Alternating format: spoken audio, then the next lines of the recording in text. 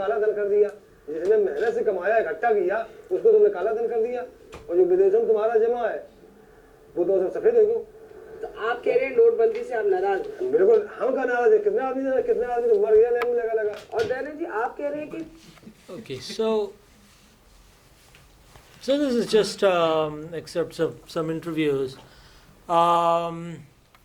So one of the things, and we don't want to get into too much detail, but one of the things that they're talking about is scarcity of actual things that people needed to plant their next crop. This fell in that Rabi crop season, so it's around mid-November, and that's what the reason was for a crisis in agriculture, right?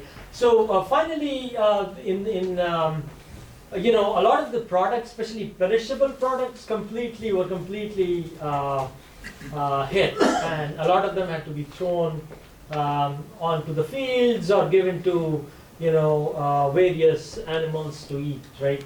And so, for example, tomatoes, onions, etc., right? Because the prices crashed, people didn't have money to buy.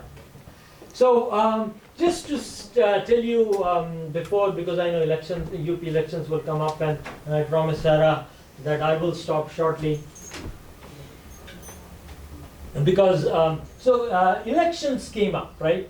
This is something I wanted to share, is because there were elections, those of you who are not from India, in 5 states in India, just in February, March, right? Overall, ADR has reported that 70% of money that comes into political parties comes from unknown sources, right? 71%, right? So this is not me. This is what they study on 6 national and 51 regional parties. Right? They cannot trace who gives the money.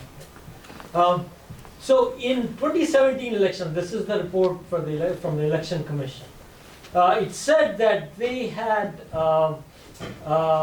350 crores worth of things, which things means cash, liquor, and drugs, and cash, that was seized from different people, election campaigning, etc. Right?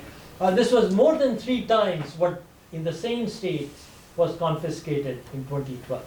So this is the impact on the role of money in elections. This is reported by the Election Commission. So so it's being funneled. So that channel seems to be still open, according to the Election Commission, right? It seems to be going from where it's supposed to go. One last thing that needs to be brought in is this, that the RBI had been working a year before, or 2 years before, or actually longer, leading up to demonetization, right? So the state-owned banks, which is still a majority of market cap for India, had just written off about 1.1 lakh crores worth of loans to big corporations, I think in 2015, right? Or 2015, 2016, that year. 3.6 lakh crores, right? And remember how much was demonetized? About 15 or 14.5 lakh crores, right? So we're looking at the scale. Is unrecoverable. Large borrowers constitute 86% of these non-performing assets, which is basically bad loans, right? So this is 240 of these top 500 borrowers are not in a position even to refinance their debt. Their debt levels are so high, right? And the level of non-performing assets have risen from 5.1% to 9.3% in March 2017. So things have gotten really bad for some of these people, right? So who are these people, right? This also data is available. So according to RBI leaked documents that were reported in the Hindu, there were 500 lakh crores are owned by Reliance, Tata, Vedanta, JP, go down the list, right? Mukesh Ambani, the largest industrialist in India has debt worth of 1.87 lakh crores.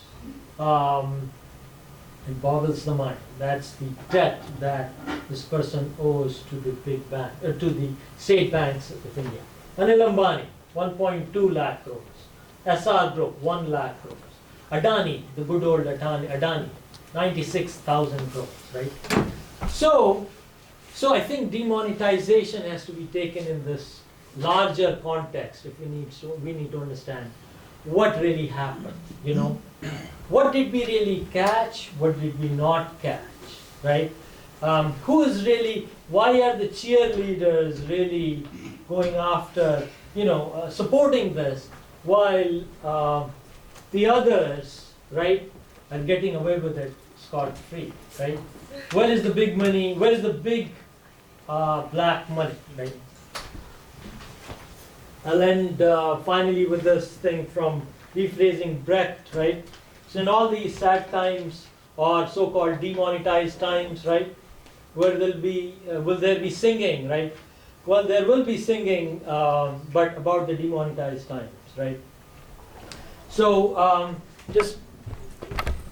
I don't want to, I know some of you might have seen this, but I'll share this last clip.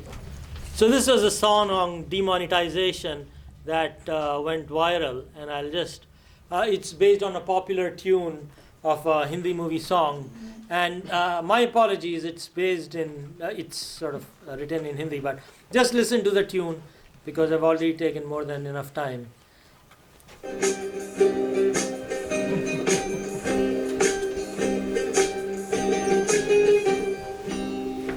Line में खड़ा है तू जो आजकल क्या सोचता है देश जाएगा बदल किसी ने दिन दहाड़े लूटा है संभल देश प्रेम के नाम पर लाइन में खड़ा है तू जो आजकल क्या सोचता है देश जाएगा बदल किसी ने दिन दहाड़े लूटा है संभल देश प्रेम के नाम पर